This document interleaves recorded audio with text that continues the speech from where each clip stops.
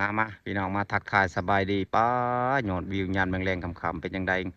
เป็นไงเบิ่งดูพี่น้องเป็นยังไงสวนทุเรียนงามบ่พี่น้องโอ้ยอยู่ที่ระยองคลองไผ่วัดคลองไผ่เด้อพี่น้องนั่นเด้อผู้โนวัดแล้วนะเดี๋ยวมาแม่ชูมาเบิ่งกันเลยดิ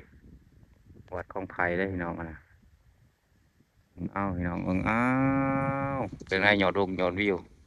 โคตรงามสุดๆพี่น้องเอ้ยช่วงนี้ที่เห็นก็กดไลค์กดแชร์ในอยเด้อพี่น้องเด้ออ่า ผูกแซงเตเว่นกับยันแมงแรงคำแย่เลยว้าดโถอันนี้คือคอยอยู่เหยาะทุเรียนเลยพี่น้อง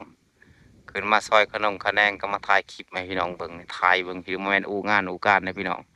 เห็นยอดวิวมันงามเหลือเกินพี่น้องเอ้ยเอาชวนตัวนี้นี่ปลาน้อยตัวนี้เป็นชวนข้างๆจุ้มพลอยตัวใหญ่นี่คือของจุ้มพลอยเองพี่น้องยันแมงแรงคำหลังจาก4 โมงกว่าๆพี่น้องเนาะอ่ะ